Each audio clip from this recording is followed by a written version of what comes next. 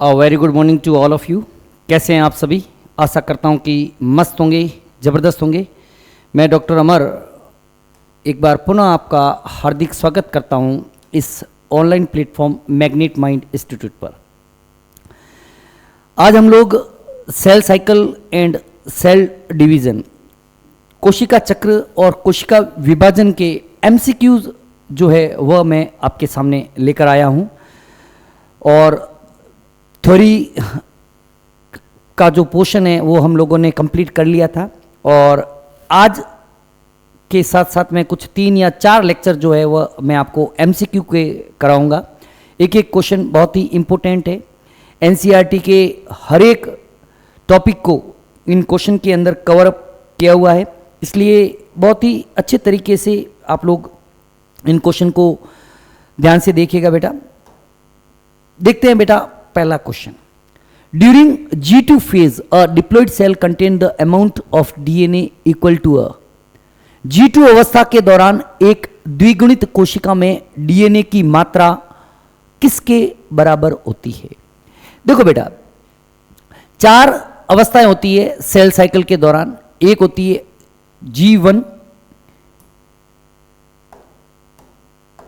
G1 अवस्था। G1 के बाद थोड़ा नीचे लिख लेते हैं ताकि आप लोगों को G1, S, G2 और M। अगर हम लोग डीएनए के अमाउंट की बात करें, डीएनए के अमाउंट की बात करें, डीएनए का अमाउंट अगर यहां पर 2C है तो S के दौरान 4C होता है, G2 के दौरान भी 4C रहता है, और MC के दौरान M चलो हम लोग बाद में देख लेंगे। प्रोफेज, मेटाफेज, एनाफेज, टेलोफेज के अंदर अलग हो जाता है। यहां पर 4C है। अगर यहां पर हम लोग क्रोमोसोम के नंबर की बात करें, क्रोमोसोम के नंबर की बात करें तो G1 के दौरान अगर गुणसूत्र का नंबर 2n है तो यहां पर वो 2n ही रहता है, और यहां पर भी 2n ही रहता है। लेकिन G2 के दौरान डीएनए का अमाउंट जो है वह दुगुना हो जाता है। एक अगुणित कोशिका के रेस्पेक्ट में बात करें तो 4 गुना हो जाता है। तो the during G2 phase a diploid cell contain the amount of DNA equal to a, किसके इक्वल है बेटा? 4C। मतलब 4 गुना किसके इक्वल हो जाएगा बेटा? आपके चतुर्थ गुणित या टेट्राप्लॉइड सेल के इक्वल हो जाएगा। क्लियर है कहानी? कोई दिक्कत नहीं है, टेट्राप्लॉइड सेल के इक्वल हो जाएगा। ये बेटा इसका एक्सप्लेनेशन है विद आंसर। करेक्ट आंसर क्या हो जाएगा? चतुर्थ गुणित कोशिका। 2C से कितना हो जाएगा? ये था G1 के दौरान, ये है G1 के दौरान, ठीक है। G1 से ये क्या हो जाएगा? S से ये हो जाएगा G2। S और G2 के अंदर चतुर्थ गुणित अवस्था के बराबर रहता है। अगला question, in which order cytokinesis occurs in plants? बेटा प्लांट्स के अंदर साइटोकाइनेसिस जो होता है, पादपों में कोशिका द्रव्य विभाजन किस क्रम में होता है? प्लांट के अंदर क्या होता है बेटा? सेल प्लेट फॉर्मेशन होता है। क्या होता है बेटा? सेल प्लेट का फॉर्मेशन होता है, और सेल प्लेट जो है वह केंद्र से परिधि की तरफ, केंद्र से परिधि की तरफ वृद्धि करती है। Centre to periphery, centre to periphery जो है वह ग्रोथ करती है। और केंद्र से परिधि की तरफ अगर हम लोग जाते हैं, केंद्र से परिधि की तरफ जाते हैं तो उसको हम लोग बोलते हैं सेंट्रीफ्यूगल। क्या बोलते हैं बेटा? सेंट्रीफ्यूगल फोर्स बोलते हैं। सेंट्रीफ्यूगल फोर्स, अगर ऐसा फोर्स जो सेंटर से परिधि की तरफ जाता है तो उसको सेंट्रीफ्यूगल फोर्स बोलते हैं। एक होता है बेटा सेंट्रीपिटल, परिधि से सेंटर की तरफ। यहां पर क्या हो जाएगा? केंद्र से परिधि की तरफ, इसलिए सेंट्रीफ्यूगल फोर्स इसे हम लोग कहेंगे। क्या बोलेंगे बेटा? सेंट्रीफ्यूगल। बी आंसर चला जाएगा अप केंद्रीय। क्लियर है बेटा? कोई दिक्कत नहीं है। अगला क्वेश्चन देखना, which does not occurs in prophase? पूर्व अवस्था या प्रोफेज में क्या नहीं होता? डीकंडेंसेशन ऑफ क्रोमेटिन। बेटा डीकंडेंसेशन ही तो नहीं होता है बेटा, वहां पर डीकंडेंसेशन क्रोमेटिन का विसंगठन ही तो नहीं होता है। यह तो कब होता है ये बेटा? टीलोफेज के दौरान होता है। टीलोफेज के दौरान होता है। क्रोमेटिन का संघनन होता है बेटा। एपीरियंस ऑफ क्रोमोसोम बिल्कुल होता है, गुणसूत्र दिखाई देने लग जाते हैं। डिसअपीयरेंस ऑफ न्यूक्लियर, ये लेट प्रोफेज के समय होता है। ये पूछ रहा है क्या नहीं होता है, कंडेंसेशन डीकंडेंसेशन ऑफ क्रोमेटिन तो टीलोफेज का होता है, ये नहीं होगा। क्लियर है। अगला क्वेश्चन देखना बेटा, in which stage of cell division the number of chromosome can be best counted. बेटा याद करो, हम लोगों ने बताया था कि मेटाफेज अवस्था के दौरान, मेटाफेज अवस्था के दौरान क्लियर विजिबिलिटी होती है, क्लियर विजिबिलिटी ऑफ क्रोमोसोम होता है, क्लियर विजिबिलिटी ऑफ क्रोमोसोम। इसलिए study of morphology, study of morphology of chromosome कब किया जाता है बेटा, यह आपके किया जाता है मेटाफेज के दौरान। इसलिए काउंटिंग भी कब करेंगे, मेटाफेज के दौरान उसकी बेस्ट काउंटिंग हम लोग कर सकते हैं। क्लियर है कहानी। अगला क्वेश्चन देखिएगा बेटा, अगला क्वेश्चन क्या कह रहा है, how many chromosome cell be present in a diploid cell at mitosis anaphase if ovum of same species has 10 chromosome. बहुत अच्छा क्वेश्चन है बेटा। बेटा ओवम मुझे बताओ, ये कह रहा है एक समसूत्री पश्चावस्था में एक द्विगुणित कोशिका में कितने गुणसूत्र उपस्थित होंगे यदि उसी प्रजाति के अंडाणु में 10 गुणसूत्र है। देखो बेटा, अगर मैं कह रहा हूं ओवम, ओवम क्या होता है, एप्लॉइड होता है, उसके अंदर दे रखा है 10, ओवम कितने हो जाएंगे 10। तो इसकी अगर हम लोग नॉर्मल डिप्लॉइड सेल की बात करें 2n की, तो कितने हो जाएंगे 20, कितने हो जाएंगे 20। एनाफेज के समय क्या होता है बेटा, एनाफेज के समय क्रोमेटिड एक दूसरे से अलग अलग हो जाते हैं। क्यों, क्योंकि सेंट्रोमियर का क्या होता है, डिग्रेडेशन होगा। इस समय जो इंडिविजुअल क्रोमेटिड जो है it act as a individual chromosome. इसलिए एनाफेज के समय क्या होगा बेटा, एनाफेज के समय हम लोग कह सकते हैं कि 4n अवस्था देखने को मिलेगी। इसलिए क्या हो जाएगा बेटा, 40 each chromatid act as a chromosome, क्या आ जाएगा बेटा 40 या 40 जो है डी आंसर आपका चला जाएगा। क्लियर है, कोई दिक्कत। चलते हैं अगले क्वेश्चन की तरफ, कोई दिक्कत नहीं है। In which stage of mitosis the chromosomes are composed of 2 chromatid. समसूत्री विभाजन के किस चरण में गुणसूत्र 2 अर्ध गुणसूत्रों से बने होते हैं, मुझे बताओ कब, मुझे बताओ।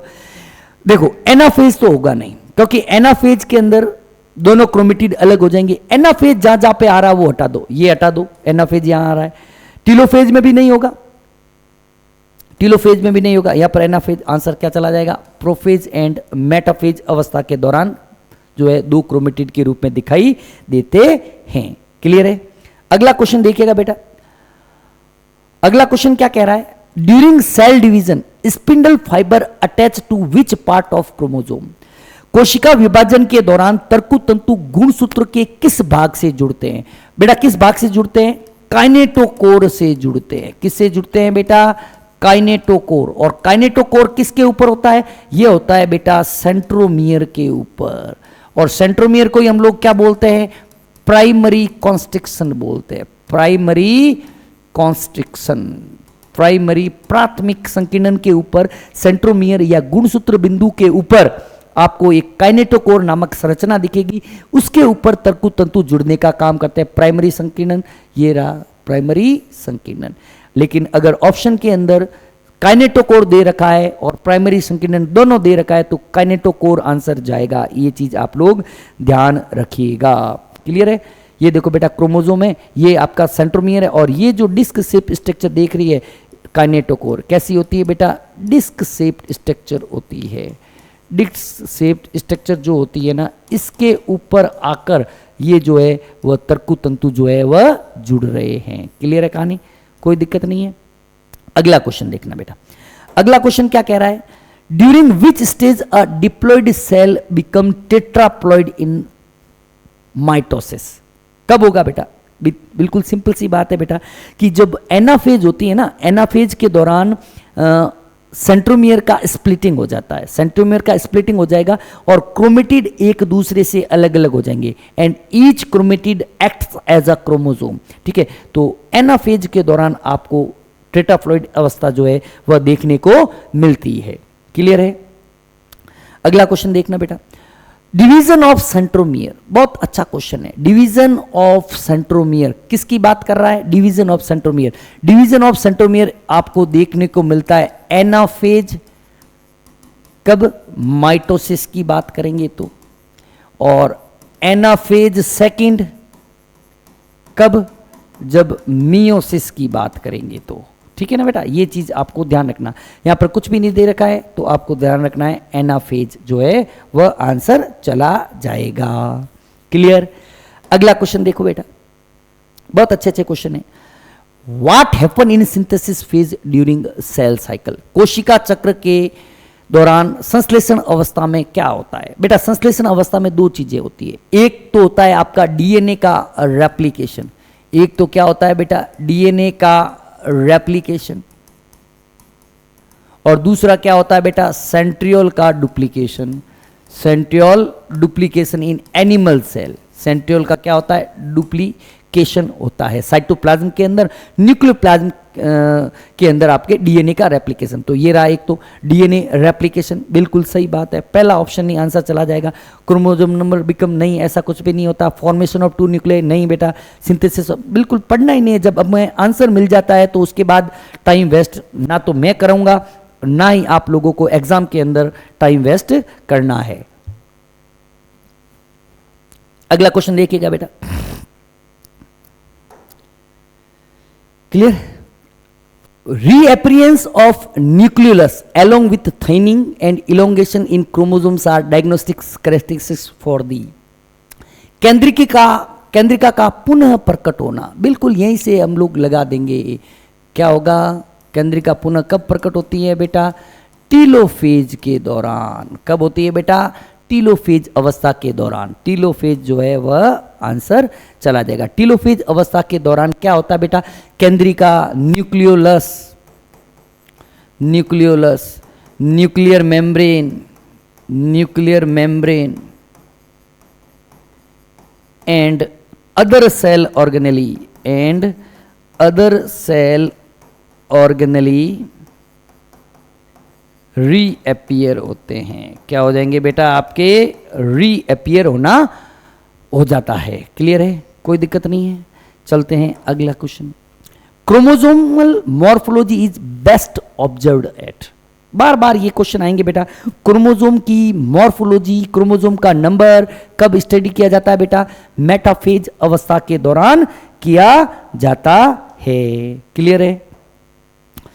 कोई दिक्कत नहीं है। कोशिका चक्र की एम अवस्था में साइकिल होती, कोशिका चक्र की एम, देखो बेटा कोशिका चक्र के अंदर हम लोगों ने बताया हुआ है कि सेल साइकिल जो होता है ना, सेल साइकिल के दौरान दो अवस्थाएं होती है। एक होती है बेटा इंटरफेज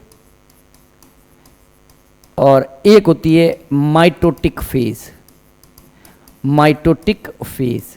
इंटरफेज को हम लोगों ने डिस्कस किया था 3 के अंदर, G1 S G2, और माइटोटिक के अंदर प्रोफेज, मेटाफेज, तीसरा था एनाफेज और फोर्थ था आपके टीलोफेज। क्लियर है बेटा? यही था। तो देख लीजिएगा कौन कौन सी हो जाएगी, G1 and S and G2 नहीं बेटा, prophase, metaphase, anaphase, telophase, B answer जो है वह आपका चला जाएगा। क्लियर है? कोई दिक्कत नहीं है। आगे बढ़े, चलते हैं आगे की तरफ। अगला क्वेश्चन क्या कह रहा है? If the cell is diploid in G1 then after the S phase the cell remain. अगर सेल जो है S के दौरान क्या है बेटा? G1 S G2। If the cell is diploid in G1, diploid है G1 के दौरान, तो S के दौरान भी डिप्लॉयड ही रहेगी ना, G2 के दौरान भी डिप्लॉयड, केवल amount of DNA will be double. क्या होता है बेटा? S के दौरान केवल डीएनए की मात्रा दुगुनी होती है, गुणसूत्र की संख्या में किसी भी प्रकार का कोई परिवर्तन नहीं होता। ये लिख लो बेटा, S में डीएनए रेप्लिकेशन के कारण S अवस्था में डीएनए प्रतिलिपिकरण के कारण प्रतिलिपिकरण के कारण केवल डीएनए की मात्रा दुगुनी होती है। गुणसूत्रों की संख्या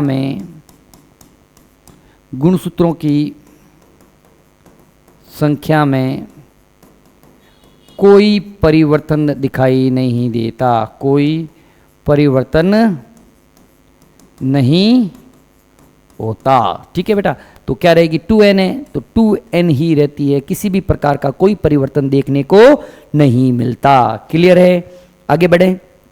अगला क्वेश्चन क्या कह रहा है? Nuclear membrane disappear in. Nuclear membrane disappear की बात कर रही है। डिसअपियर कब होती है बेटा? लेट प्रोफेज के समय। ठीक है, प्रोफेज में तो होती है लेकिन अर्ली प्रोफेज के समय वह लुप्त होना शुरू होती है और लेट प्रोफेज में पूर्णतः लुप्त हो जाती है। लेट प्रोफेज आंसर चला जाएगा। ठीक है ना बेटा? अर्ली प्रोफेज में क्या होता है बेटा? लुप्त होना शुरू करती है, लुप्त होना शुरू करती है। स्टार्ट डिसअपियरिंग क्या होता है बेटा? Start disappearing. इसलिए अर्ली प्रोफेज आंसर ना होकर क्या आंसर जाएगा बेटा? लेट प्रोफेज जो है वह आपके आंसर जाएगा। क्लियर है? अगला क्वेश्चन देखो बेटा।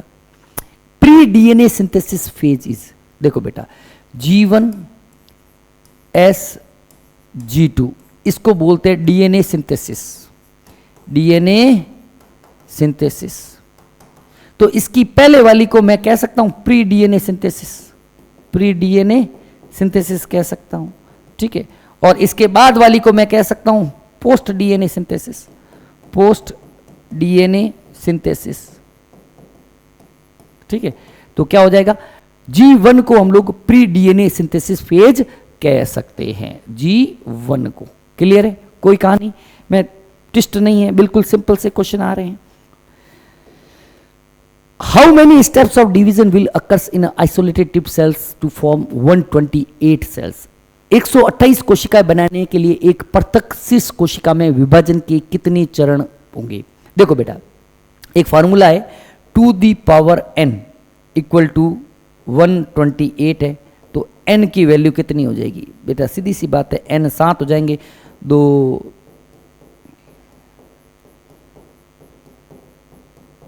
1 2 3 4 5 6 7 मतलब 128 आ जाएगा। n की वैल्यू क्या हो जाएगी? 7। बिल्कुल सिंपल से क्वेश्चन है बेटा, बिल्कुल ठीक है ना। अगर कितनी बार विभाजित होगी? 108 कोशिकाएं बने, 7 बार विभाजन होने से 108 कोशिकाएं जो है वह प्राप्त हो जाएगी। The number of chromatid in chromosome at G2 state of cell cycle will be. एक कोशिका चक्र की G2 अवस्था में एक गुणसूत्र में क्रोमेटिड की संख्या क्या होगी? बेटा क्रोमेटिड थोड़ी बढ़ते हैं बेटा, मैं कह रहा हूं वो बार बार वही आपको कॉन्सेप्ट में कंफ्यूज करने की कोशिश करेगा कि डीएनए प्रतिलिपिकरण हुआ तो क्रोमोसोम बढ़ा। अरे नहीं बढ़ेंगे ना, वही रहेंगे। अगर गुणसूत्र वही रहेंगे तो क्रोमेटिड भी वही रहेंगे। 2 है तो कितने रहेंगे बेटा? 2 ही रहेंगे। और कितने हैं? 2 ही रहेंगे। कोई आप बच्चों कंफ्यूज होने की कोई जरूरत नहीं है। डीएनए प्रतिलिपिकरण में केवल डीएनए की मात्रा बढ़ती है एस अवस्था के दौरान। गुणसूत्र की संख्या में, क्रोमेटिड की संख्या में किसी भी प्रकार का कोई परिवर्तन नहीं होता। Due to the DNA synthesis in S phase, only the amount of DNA will be double. There is no any change in the number of chromosome as well as the number of chromatid. 2 थे 2 रहेंगे। Clear है? कोई दिक्कत नहीं। चलते हैं next question की तरफ। नेक्स्ट क्वेश्चन क्या कह रहा है? Many cell functions properly and divide mitotically even though they do not have. कई कोशिकाएं ठीक से कार्य करती और समसूत्र विभाजन रूप से विभाजित होते ही भले ही उनमें नहीं होता। देखो बेटा, ऐसी कौन सी स्ट्रक्चर है जिसके ऊपर समसूत्री विभाजन जो है या विभाजन जो है वह निर्भर नहीं रहता? 1 मिनट बेटा। इलेक्ट्रिसिटी गुल हो गई है बेटा, फिर भी क्लास तो कंटिन्यू कर लेते हैं, कोई दिक्कत नहीं। थोड़ी देर जब तक रूम ठंडा है तब तक ले लेते हैं, तब तक नहीं तो फिर नेक्स्ट सेशन के अंदर लेंगे। इस क्वेश्चन को कैसे करना है बेटा कि ऐसी कौन सी स्ट्रक्चर है जिसका होना या नहीं होना कोई डिपेंड नहीं करता किसके ऊपर? कोशिका विभाजन के ऊपर। प्लाज्मा झिल्ली होना बिल्कुल बेटा जरूरी है। साइटोस्केलेटन के बगैर स्पिंडल फाइबर्स कहां से आएंगे? माइटोकॉन्ड्रिया के बगैर एनर्जी कहां से आएगी? प्लास्टिड के बगैर भी कोशिका विभाजन हो सकता है, इसलिए आंसर क्या चला जाएगा? प्लास्टिड। यहां पे लिख लो, प्लास्टिड के बगैर भी, प्लास्टिड के अनुपस्थिति में भी कोशिका विभाजन होता है। कोशिका विभाजन होता है, जैसे जंतु कोशिकाओं में होता ही है ना। तो इसका आंसर क्या है? इस तरीके से आपको इसका आंसर लगाना है, ठीक है, कोई दिक्कत नहीं है। अगला देखो बेटा, centromere is required for. Centromere किसके लिए जरूरी होता है? मुझे बताओ बेटा। सेंट्रोमियर के ऊपर एक स्ट्रक्चर होती है जिसका नाम है काइनेटोकोर, और काइनेटोकोर के ऊपर आकर ऐड होते हैं कौन? ऐड होते हैं आपके स्पिंडल फाइबर। और स्पिंडल फाइबर क्यों जुड़ते हैं? मूवमेंट ऑफ क्रोमोसोम के लिए। किसके लिए बेटा? मूवमेंट ऑफ क्रोमोसोम के लिए। तो देखो आंसर क्या चला जाएगा? Movement of chromosome. बिल्कुल दे रखा है बेटा, पहला ऑप्शन ही जो है वह आपका आंसर चला जाएगा। नेक्स्ट क्वेश्चन देखिएगा बेटा, at which stage of cell cycle are stone protein. ये बेटा थोड़ा सा आई थिंक रह गया हो कि एस अवस्था में, सिंथेसिस फेज में तीन चीजें आपको ध्यान रखनी है। पहली चीज तो क्या ध्यान रखनी है? डीएनए का रेप्लिकेशन होता है। दूसरी चीज ध्यान रखनी है बेटा, सेंट्रियोल का डुप्लीकेशन होता है,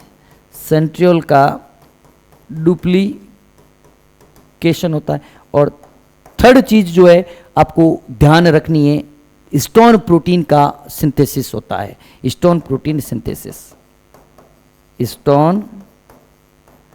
प्रोटीन का सिंथेसिस भी एस अवस्था के दौरान ही होता है। तो ये चीज आपका थोड़ा सा आई थिंक पॉइंट रह गया हो थ्योरी के अंदर, तो यहां पर आप लोग कवर अप कर लें, ठीक है। अगला क्वेश्चन देखिएगा बेटा, prophase which follows the S and G2 phase of interphase is the first stage of prophase जो इंटरफेज के एस और G2 चरणों का अनुसरण करता है, किसका पहला चरण है? एम अवस्था का है बेटा, एम अवस्था का इंटरफेज। कैरियोकाइनेसिस का ही तो है बेटा, कैरियोकाइनेसिस। याद करो बेटा कैसा क्या था हम लोगों ने कि सेल साइकिल के दौरान क्या है बेटा, देखो एक था इंटरफेज और एक था माइटोटिक फेज। इंटरफेज को हम लोगों ने डिवाइड किया था G1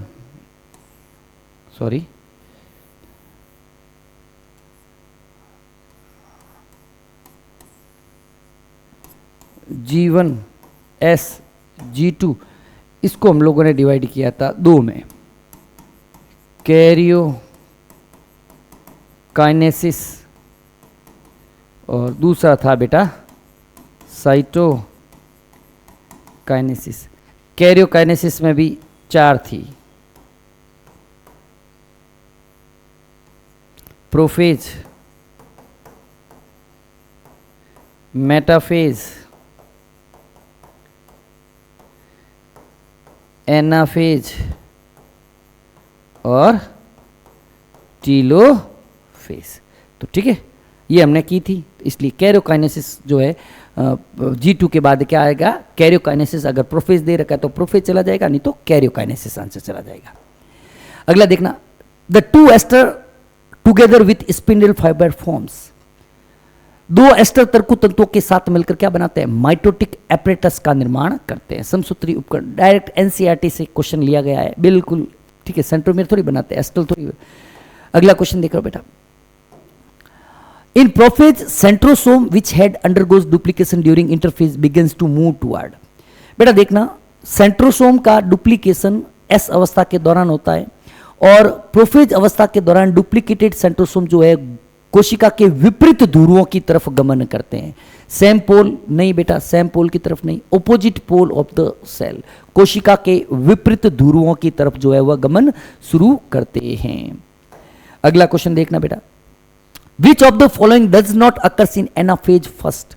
बहुत बेटा कह रहा हूं ना, यही क्वेश्चन मैं कह रहा हूं आएगा, श्योर कह रहा हूं, यही कॉन्सेप्ट आएगा, क्वेश्चन की तो नहीं कह सकता लेकिन कॉन्सेप्ट बेटा यही आएगा। क्या कि एनाफेज फर्स्ट के समय सेंट्रोमियर का डिग्रेडेशन स्प्लिटिंग नहीं होता है, एनाफेज सेकंड के समय होता है।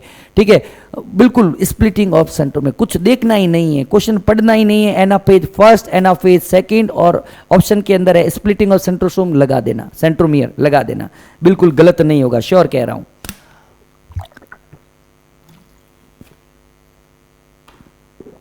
अगला देखना बेटा, विनिमय किस अवस्था में होता है? जीन विनिमय, क्रॉसिंग ओवर। क्रॉसिंग ओवर देखो बेटा, हम लोगों ने बताया था, एक होता है बेटा लेप्टोटीन,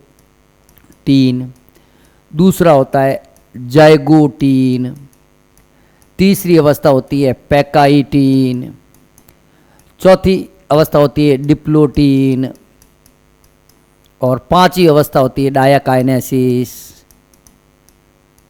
तो पैकाइटीन अवस्था के दौरान जीन विनिमय होता है। क्रॉसिंग ओवर या जीन विनिमय जो है कब होता है बेटा? पैकाइटीन अवस्था के दौरान संपन्न होता है। अगला क्वेश्चन देखो बेटा, which of the two events maintain the constant number of chromosome across generation? पीढ़ियों तक गुणसूत्र की निरंतरता को बनाए रखने वाली दो घटनाएं कौन सी होती है? बेटा देखना, गुणसूत्रों की संख्या को बनाए रखने के लिए एक तो होती है अर्धसूत्री विभाजन। अर्धसूत्री विभाजन से क्या होगा? गैमीट का फॉर्मेशन होगा, लेकिन निषेचन के कारण क्या होता है? दोनों अवस्थाएं साथ में चलती है, इसलिए निषेचन के कारण गुणसूत्रों की संख्या क्या होती है? समान रहती है। माइटोसिस एंड अर्धसूत्री विभाजन नहीं बेटा, मियोसिस एंड अर्धसूत्री, मियोसिस एंड फर्टिलाइजेशन, अर्धसूत्री विभाजन और निषेचन की क्रिया के कारण क्या होता है? कांस्टेंट नंबर ऑफ क्रोमोसोम रहते हैं जनरेशन टू जनरेशन। क्लियर है? अगला क्वेश्चन देखना बेटा, मैच करना है, कॉलम फर्स्ट को कॉलम सेकंड के साथ मैच है, कर लेंगे बेटा, कोई दिक्कत नहीं है, कोई भी आप लोग देख लो ना। चलो इधर से देख ले, जीन एक्सचेंज, मुझे बताओ जीन एक्सचेंज कब होता है?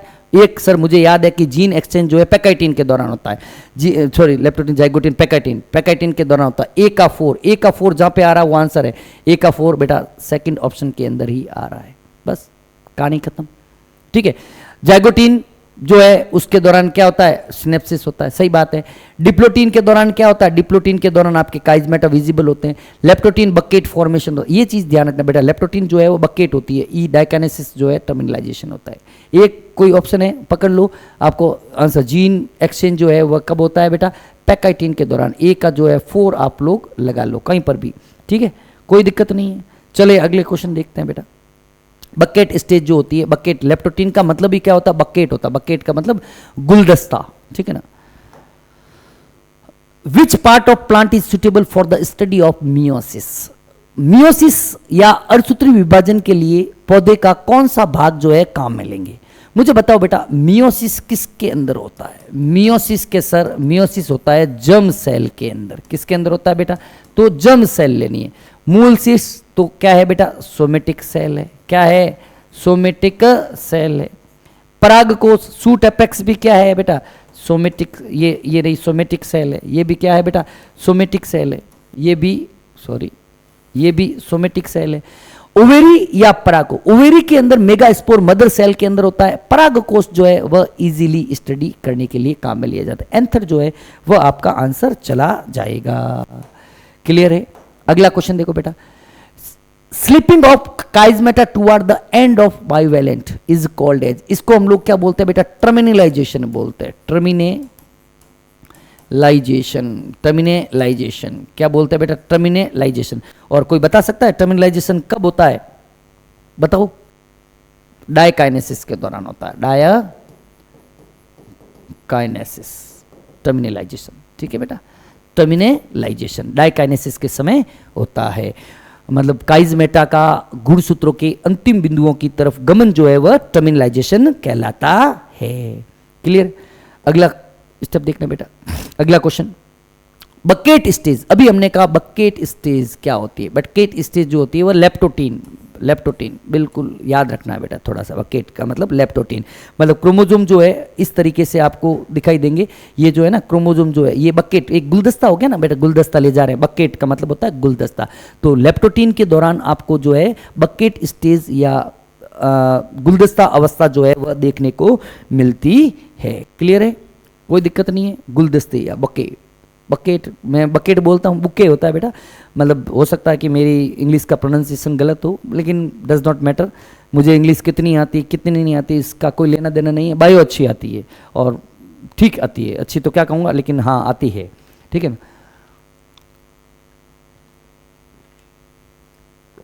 क्या कह रहा है बेटा, at anaphase second of meiosis each chromosome contain, anaphase second के अंदर हर एक गुणसूत्र में क्या होता है। एनाफेज सेकेंड, एनाफेज सेकेंड के दौरान क्या हुआ बेटा, एनाफेज सेकेंड के दौरान याद करो कि सर एनाफेज सेकेंड के दौरान आपने बताया था स्प्लिटिंग ऑफ सेंट्रोमियर होता है, स्प्लिटिंग ऑफ सेंट्रोमियर, सेंट्रोमियर का स्प्लिटिंग होगा तो एक क्रोमोसोम के अंदर एक ही क्रोमेटिड रहेगा, एक क्रोमोसोम के अंदर क्या रहेगा, एक क्रोमेटिड रहेगा। सेंट्रल डुप्लीकेशन होगा मतलब one chromosome contain one chromatid only, one chromatid, एक क्रोमोसोम के अंदर एक क्रोमेटिड रहेगा। अगला देखो बेटा, इन anaphase first each chromosome composed of, anaphase first के अंदर नो, देखना अच्छा बहुत अच्छे क्वेश्चन दे दिए यार, बहुत ही अच्छे। एनाफेज फर्स्ट के समय no splitting of chromosome, chromosome का स्प्लिटिंग नहीं होता है, इसलिए वन क्रोमोसोम के अंदर, क्रोमोसोम के अंदर टू क्रोमेटिड रहेंगे, दो क्रोमेटिड्स रहेंगे। भाई सीधी सी बात है, कितने क्रोमेटिड रहेंगे, दो क्रोमेटिड जो है वह आपको देखने को मिलेंगे। क्लियर है बेटा, कोई दिक्कत नहीं है। अगला देखो, अर्धसूत्र सेंट्रो, बार बार पूछ रहा है, सेंट्रोमियर का डिवीजन जो है वह कब होता है, एनाफेज सेकंड के दौरान होता है। क्लियर, अरे आया ना। चलिए बेटा अगला क्वेश्चन देखो बेटा, अर्धसूत्र विभाजन के प्रोफेज का सही क्रम क्या होगा, leptotene, zygotene, pachytene, diplotene, diakinesis. Leptotene के बाद जाइगोटीन आता है, नहीं होगा, लेप्टोटीन के बाद zygotene, leptotene, zygotene, pachytene, diplotene, diakinesis. Third option जो है क्या है भाई, क्यों हो रहा है, थर्ड ऑप्शन जो है वह आपका आंसर चला जाएगा। क्लियर, कोई दिक्कत नहीं है, हमारे बच्चों को कोई प्रॉब्लम। डाइकाइनेसिस रिप्रेजेंट, डाइकाइनेसिस क्या होता है, डाइकाइनेसिस प्रोफेज की सेकंड लास्ट, डिप्लोटीन नहीं लास्ट स्टेज होती है। Leptotene, zygotene, pachytene, diplotene, diakinesis मतलब मेटाफेज की तरफ संक्रमण हो रहा है, transition to metaphase, transition to metaphase. Clear है, कोई दिक्कत नहीं है, कोई दिक्कत नहीं, हमारे बच्चों को किसी भी तरह की कोई प्रॉब्लम नहीं आएगी, श्योर कह रहा हूँ। थ्योरी आप लोग अच्छे तरीके से पढ़ लो, नोट्स आप लोग अच्छे तरीके से बना लो, किसी भी तरह की कोई प्रॉब्लम आपको नहीं आने दूंगा। ठीक है, अगला क्वेश्चन देखो बेटा, synaptonemal complex is characteristics of, synaptonemal सम्मिश्र किसकी विशेषता है, माइटोटिक नहीं बेटा, सिनेप्टोनिमल कॉम्प्लेक्स तो मियोसिस के दौरान बनती है, ये आंसर नहीं होगा। पेड मियोटिक क्रोमोसोम बिल्कुल सही है, थर्ड ऑप्शन जो है, लेप्टोटीन क्रोमोसोम में नहीं होता है, मेटाफेज के दौरान नहीं होता है। पेड मियोटिक क्रोमोसोम युग्मित अर्धसूत्र जो गुणसूत्र है उनकी विशेषता होती है। Separation of homologous chromosome during anaphase second is called as, anaphase second के दौरान समजात गुणसूत्रों के पृथक्करण की क्रिया क्या कहलाती है। देखो बेटा ये थोड़ा सा आउट ऑफ एनसीईआरटी चला जाएगा क्योंकि ये दे नहीं रखा है एनसीईआरटी ने।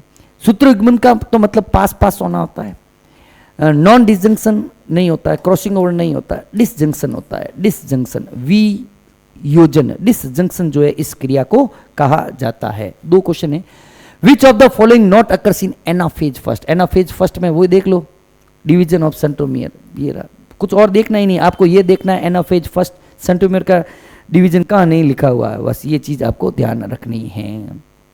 क्लियर है, each chromosome composed of one chromatid in, कब होगा, वन क्रोमेटिड मतलब एक क्रोमेटिड का मतलब वहां पर सेंट्रोमियर का क्या हो गया है, सेंट्रोमियर का आपके डिग्रेडेशन हो गया है, स्प्लिटिंग हो गया है, कब होता है, एनाफेज सेकंड। तो आंसर क्या चला जाएगा? Anaphase second. बार बार ये तो कॉन्सेप्ट आप लोगों को अच्छे तरीके से कवर अप करना है। देखो बेटा लाइट भी आ गई है, ठीक है, मतलब इलेक्ट्रिसिटी पहले चली हुई थी, अब आ गई है। अर्धसूत्री विभाजन फर्स्ट के बाद, अर्धसूत्री विभाजन प्रथम के बाद, the two chromatid of a chromosomes are genetically similar. एक गुणसूत्र के दो क्रोमेटिड आनुवंशिक रूप से समान होते हैं? नहीं भाई, आनुवंशिक रूप से समान थोड़ी होंगे। The two chromatid of a chromosomes are genetically different. हाँ बेटा, जेनेटिकली क्या हो जाएंगे? एक गुणसूत्र के दो क्रोमेटिड क्या होंगे? आनुवंशिक रूप से भिन्न भिन्न होते हैं। क्लियर है कहानी? ठीक है, अगला क्वेश्चन देखो बेटा। बेटा मैं एसी को एक बार शुरू कर देता हूं, ठीक है ना, जस्ट एक मिनट, क्योंकि लाइट्स, चलो हो गया। If the number of bivalent are 8 in metaphase first, what will be the number of chromosome in daughter cell after meiosis first and meiosis second respectively? देखो बेटा, ऐसे क्वेश्चन को करने के लिए एक थोड़ा सा हम लोग चार्ट बनाते हैं। देखो बेटा, मेटाफेज फर्स्ट की बात कर रहा है, और मेटाफेज फर्स्ट के अंदर क्या कह रहा है? वो कह रहा है 8 बाइवेलेंट। मैं कह सकता हूं बेटा 8 बाइवेलेंट का मतलब 16 क्रोमोसोम। क्या सर? बिल्कुल कह सकते हो, क्यों नहीं कह सकते? अच्छी तरीके से कह सकते हो। एक मिनट बेटा है,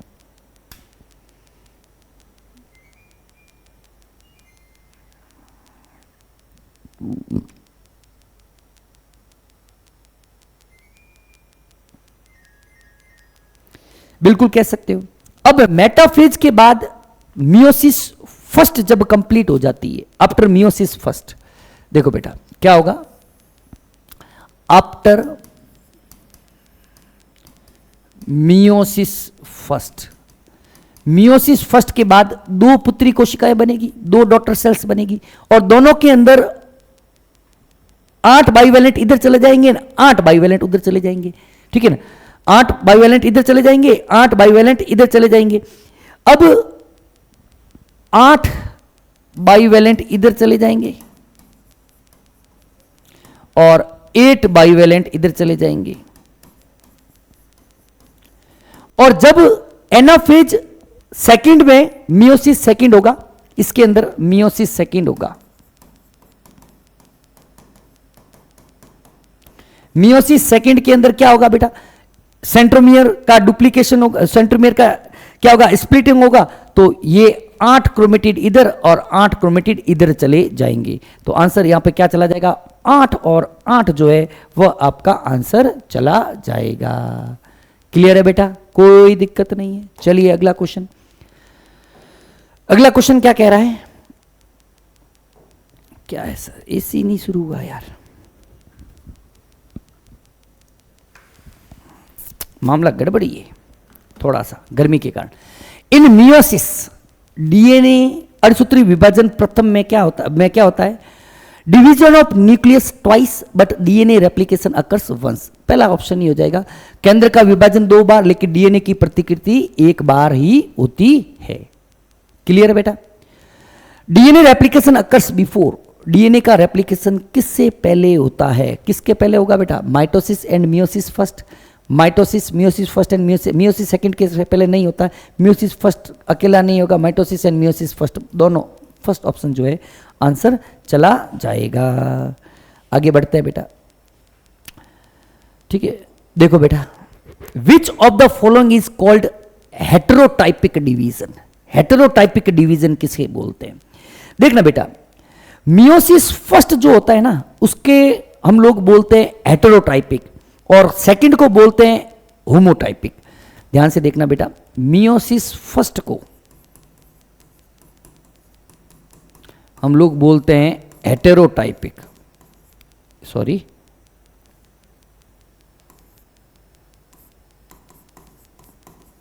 हेटेरोटाइपिक डिवीजन बोलते हैं। क्यों?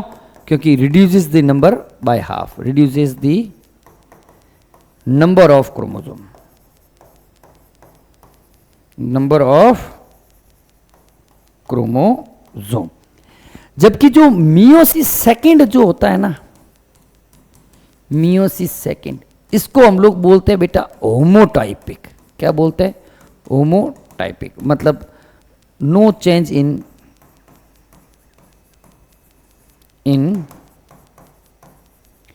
क्रोमोसोम नंबर, इसलिए उसको तो बोलते हैं होमोटाइपिक। और हेटेरोटाइपिक जो है वह मियोसिस फर्स्ट को जो है वह बोला जाता है। ऑप्शन फर्स्ट ही आपका आंसर चला जाएगा। अगला क्वेश्चन देखिएगा बेटा, thick thread stage is, thick thread stage, मोटे धागे जैसी अवस्था कौन सी होती है? लेप्टोटीन, जाइगोटीन, पैकाइटीन या डिप्लोटीन? बेटा देखना, पैकाइटीन के समय जो होमोलोगस क्रोमोसोम होते हैं वह एक दूसरे से बहुत ही नजदीक स्थित होते हैं। During the pachytene stage we know that gene exchange और क्रॉसिंग ओवर की क्रिया होती है। उसके दौरान जो समजात गुणसूत्र हैं वह बिल्कुल एक दूसरे के पास पास स्थित होंगे, जिसकी वजह से एक थिक स्टेज जो है वह दिखाई देती है, थिक पैकाइटीन। ठीक है, स्थूल पट जिसको हिंदी में बोलते हैं। देखो बेटा, मैंने कहा ही था ना कि इन वर्ड की आप लोग हिंदी के अपेक्षा इंग्लिश ही ध्यान रखो। तो देखो हिंदी में कितने तनु पट, युग्म पट, स्थूल पट, द्विपट याद ही नहीं होते। Leptotene, zygotene, pachytene, diplotene, diakinesis. Clear है बेटा? अगला क्वेश्चन देखना बेटा,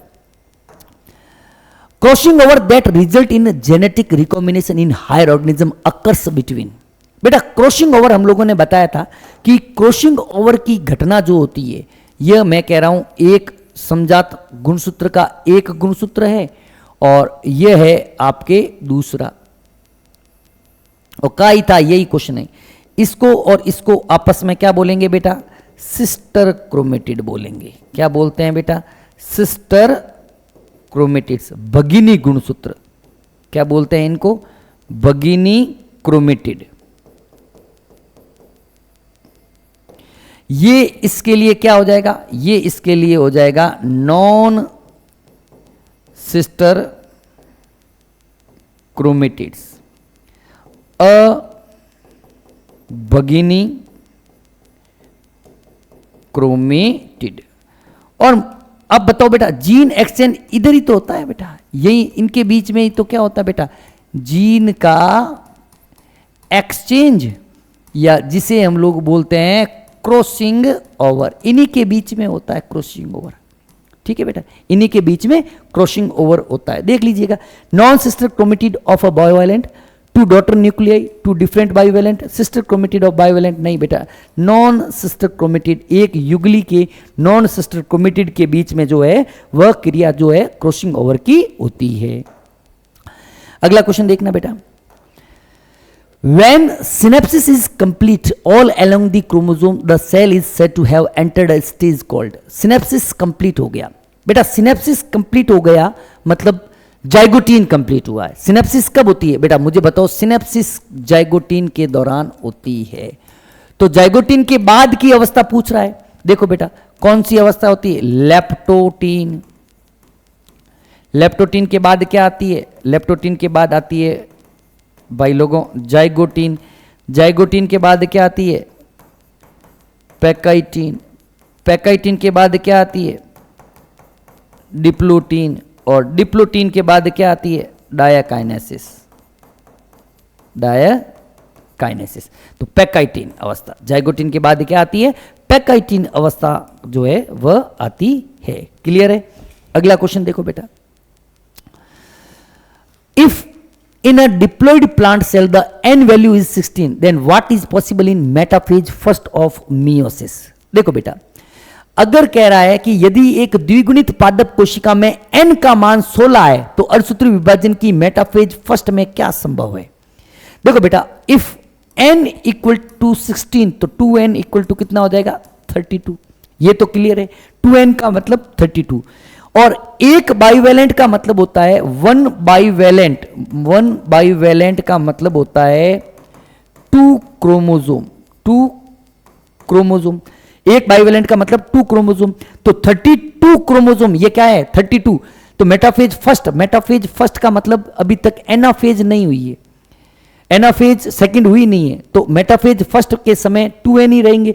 2n मतलब अब 2 क्रोमोसोम, तो मैं कह सकता हूं 32 क्रोमोसोम का मतलब क्या है, जब तक सेंट्रोमियर का डुप्लीकेशन नहीं होता है तब तक मैं कह सकता हूं 16 बाईवेलेंट। क्या कह सकता हूं, 16 युगली या 16 बाईवेलेंट जो है आंसर चला जाएगा।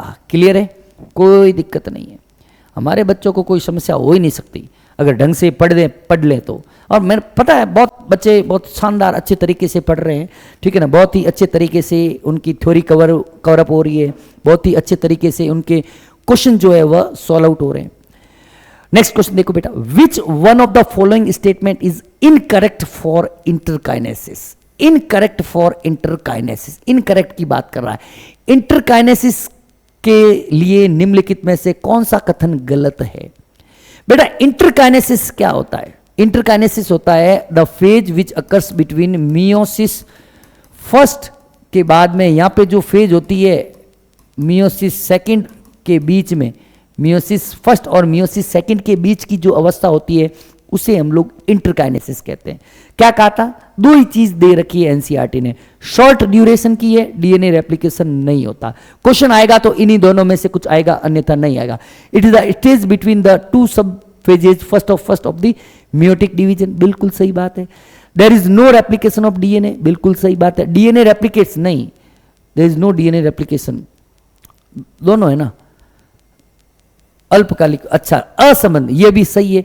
डीएनए रेप्लिकेशन नहीं, इट इज जेनेटिक शॉर्ट, तो यही आंसर चला जाएगा ना बेटा, थर्ड। करेक्ट, इनकरेक्ट कहा ना, इनकरेक्ट की बात करें तो थर्ड ऑप्शन जो है वह चला जाएगा। क्लियर है, कोई दिक्कत नहीं है। चलिए आगे, अगला क्वेश्चन देखो बेटा, at anaphase second sister chromatids move toward opposite pole of the cell by. Anaphase second में क्या होता है बेटा, सिस्टर क्रोमेटिड कोशिका के विपरीत ध्रुवों की तरफ कैसे जाते हैं। एनाफेज सेकंड के समय हम सभी जानते हैं there is a splitting of centromere, गुणसूत्र बिंदु जो है उसका विघटन हो जाता है। तर्कु तंतु काइनेटोकोर से जुड़ जाते हैं और तर्कु तंतुओं की लंबाई में कमी होती है, जिसकी वजह से जो क्रोमेटिड्स है वह विपरीत ध्रुवों की तरफ जाते हैं। Contraction in spindle fiber attach to kinetochores, बिल्कुल सही बात है। Shortening contraction, shortening of microtubule attach to kinetochore, ये क्या है, कॉन्ट्रैक्शन शॉर्टनिंग होती, कॉन्ट्रैक्शन नहीं होता है बेटा, शॉर्टनिंग होती है ना। क्या होगा, शॉर्टनिंग होगी, कॉन्ट्रैक्शन होगा, कॉन्ट्रैक्शन नहीं वर्ड लिख रखा है, शॉर्टनिंग होगा, ठीक है ना, बहुत अच्छा, बहुत अच्छी। Shortening of microtubules attach to kinetochore, बिल्कुल सही बात है। स्पिंडल फाइबर में कॉन्ट्रैक्शन नहीं है, सही है, शॉर्टनिंग ऑफ, बिल्कुल सही है, कोई दिक्कत नहीं है। नेक्स्ट देखना बेटा, मैं छोटा होने से, ठीक है, स्पिंडल फाइबर की जगह आप लोग माइक्रोट्यूब्यूल वर्ड ध्यान रखिएगा। नेक्स्ट देखना बेटा, सिनेप्सिस अकर्स बिटवीन, सूत्र युग्मन की क्रिया किस में होती है।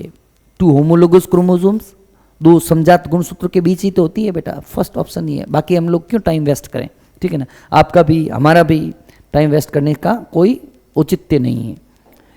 नेक्स्ट देखना, during gamete formation the enzyme recombinase participates during. बेटा रिकोमिनेज कहां चाहिए, रिकोमिनेज चाहिए फॉर जीन एक्सचेंज के लिए, या मैं कह सकता हूं क्रॉसिंग ओवर के लिए।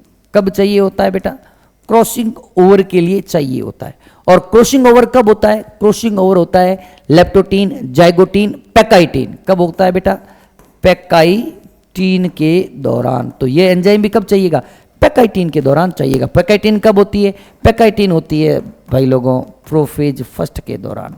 कब होती है, प्रोफेज फर्स्ट के दौरान जो है वह होती है। क्लियर है, कोई दिक्कत नहीं है। अगला क्वेश्चन देखो बेटा, identify the meiotic stage in which the homologous chromosome separate while the sister chromatid remain associated eight there centromere. उस असूत्री विभाजन की पहचान करें जिसमें समजात गुणसूत्र तो अलग हो जाते हैं जबकि सिस्टर क्रोमेटिड आपस में जुड़े रहते हैं। कौन सी होगी, वही होगी एनाफेज फर्स्ट। मैंने कहा ना, ये अड़ंगा आपका बिल्कुल कॉन्सेप्ट क्लियर करना, कॉन्सेप्ट क्लियर रखना, सेंट्रोमियर का जो है विघटन जो है वह एनाफेज फर्स्ट में ना होकर एनाफेज सेकंड में होता है। उसको घुमा घुमा कर बिल्कुल किसी भी तरह के घुमा के क्वेश्चन बनाएंगे, लेकिन बच्चों किसी भी तरह की कंफ्यूजन की हमें आवश्यकता नहीं होनी चाहिए। ठीक है, अगला question, during which phase of cell cycle amount of DNA in a cell remains at 4C level if the initial amount is denoted at 2C।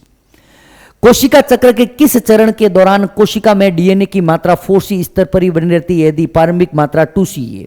देखो भाई, चलो G1 S G2, अगर 2C है तो S के दौरान 4C, G2 के दौरान भी 4C। ठीक है, बता दो, अब तो लगा दो। M में भी क्या रहेगी? M में भी आपके 4C ही रहेगी टीलोफेज तक तो। ठीक है, टीलोफेज से पहले तक G0 and G1 and S, G1 में तो नहीं होगी ना, ओनली G2 नहीं, G2 and M। D option जो है वो आपका आंसर चला जाएगा। क्लियर है, कोई दिक्कत नहीं है। अगला question, the correct sequence of phase of cell cycle is, कोशिका चक्र की अवस्थाओं का सही क्रम। ऑप्शन बाद में देखेंगे, पहले आंसर खुद को पता होना चाहिए। G1 से S से G2 से M वापिस G1 में, G1 S G2 M, G1 S G2 M, ये रहा आपके फोर्थ ऑप्शन के अंदर G1 S G2 M। अगला क्वेश्चन देखो बेटा, अगला क्वेश्चन क्या कह रहा है? Identify the correct statement with regard to G1 फेज। G1 फेज अवस्था के संबंध में सही कथन, सही करेक्ट स्टेटमेंट ढूंढना है, ध्यान रखना, करेक्ट स्टेटमेंट। ठीक है, G1 के दौरान nuclear division takes place. G1 के दौरान न्यूक्लियर डिवीजन कब होता है? न्यूक्लियर डिवीजन तो कब होता है बेटा? माइटोटिक फेज के दौरान होता है, माइटोटिक फेज के दौरान होता है, सही बात है। DNA synthesis of replication take place, नहीं भाई, ये भी कब होता है? ये होता है बेटा सिंथेसिस फेज के दौरान। G1 की बात कर रहा है ना। Reorganization of all cell component take place, reorganization of all cell component takes place, reorganization कब होता है? ये तो बेटा M फेज के दौरान होता है, माइटोटिक फेज के दौरान होता है।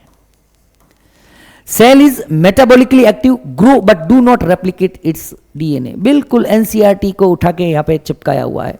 फोर्थ ऑप्शन जो है वही जो है करेक्ट स्टेटमेंट हो जाएगा। क्लियर है बेटा? कोशिका जो है उपापचय रूप से सक्रिय होती है, वृद्धि करती है, लेकिन उसमें डीएनए का रेप्लिकेशन नहीं होता। अगला क्वेश्चन देखिएगा बेटा, सेल्स इन G0 फेज। देखना बेटा, G0 फेज क्या होती है, इसके बारे में 3-4 बातें एनसीईआरटी ने लिख रखी है, चारों बातें हमें याद होनी चाहिए। कुछ कोशिकाएं कभी भी विभाजित नहीं होती है, लेकिन कुछ कोशिकाएं जरूरत पड़ने पर विभाजित होती है, तब वह कोशिका चक्र से बाहर निकल आती है और एक दूसरी स्टेज के अंदर चली जाती है, जिसको हम लोग G0 फेज या क्विसेंट स्टेज बोलते हैं। क्या बोलते हैं बेटा? 3 चीजें ध्यान रखनी है। पहली चीज तो क्या है? Exit from cell cycle, exit from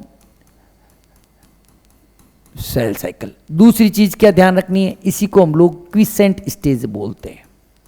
क्या बोलते हैं? क्विसेंट स्टेज बोलते हैं। तीसरी चीज क्या? सेल जो होती है वह मेटाबॉलिकली एक्टिव होती है, मेटाबॉलिकली एक्टिव होती है। फोर्थ चीज क्या ध्यान रखने? Can enter, can reenter cell cycle. ये चीज आपको ध्यान रखनी है। Exit the cell cycle, enter the cell cycle, suspend the cell cycle, terminate the cell cycle. Exit the कोशिका चक्र से बाहर निकल आती है। कोशिका चक्र से क्या होती है बेटा?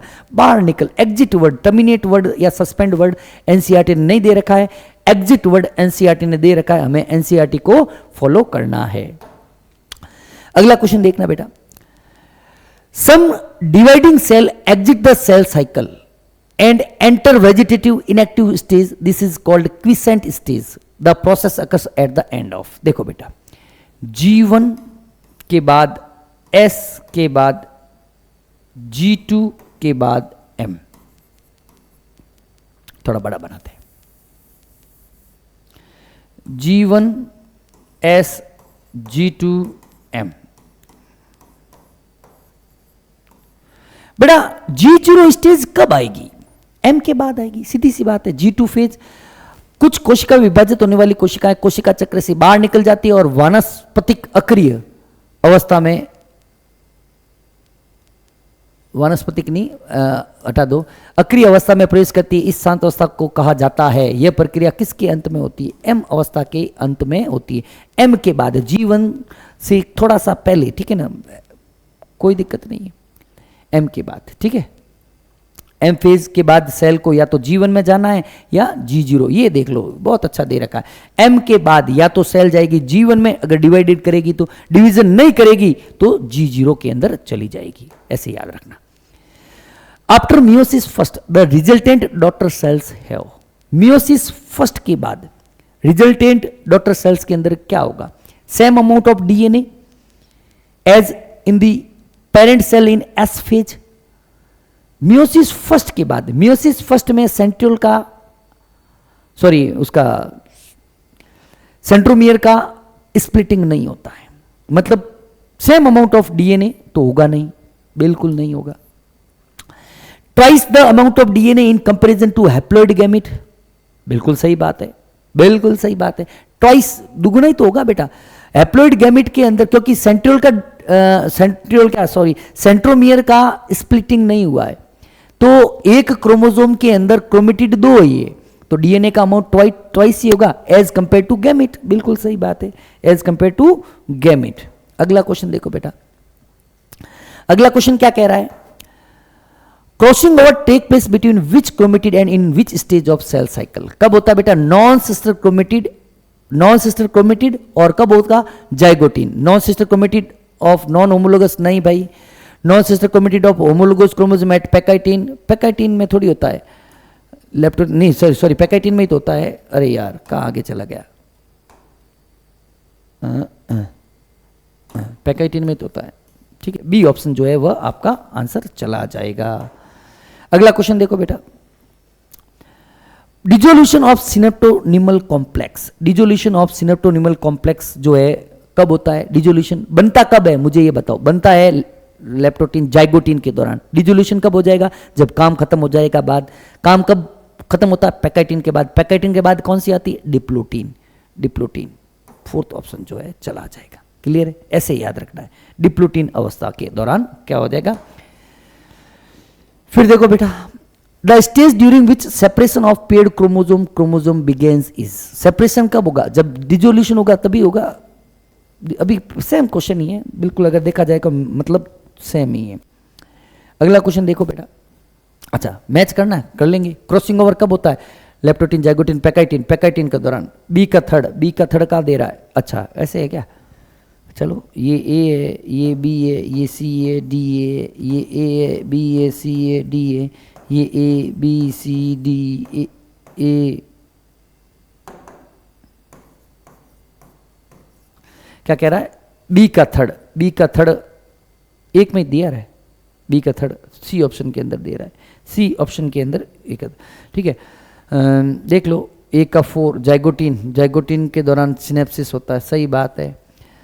बी का थर्ड दे दिया, डिप्लोटीन में काइजमेटा डाइकाइनेसिस के अंदर टर्मिनलाइजेशन, बिल्कुल सही है, कोई दिक्कत नहीं है, ठीक है। चलिए बेटा, ये आज एक क्लास के अंदर इतने ही एमसीक्यू हो पाएंगे। नेक्स्ट सेशन के अंदर, नेक्स्ट क्लास के अंदर हम लोग और कुछ एमसीक्यूज मैं आपके सामने लेकर आऊँगा। बहुत अच्छे अच्छे क्वेश्चंस हैं, आराम से इन क्वेश्चन को करिएगा। मिलते हैं बेटा नेक्स्ट। अच्छा सेव करने हैं ना, एक्सपोर्ट सेव करना जरूरी है। Storage, new session, biology, cell cycle and cell division, cell cycle and cell division, MCQ first, cell cycle and cell division,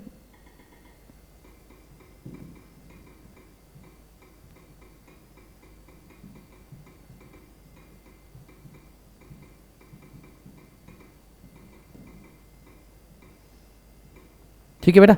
मिलते हैं नेक्स्ट क्लास के अंदर, तब तक आज्ञा दीजिए। Thank you very much.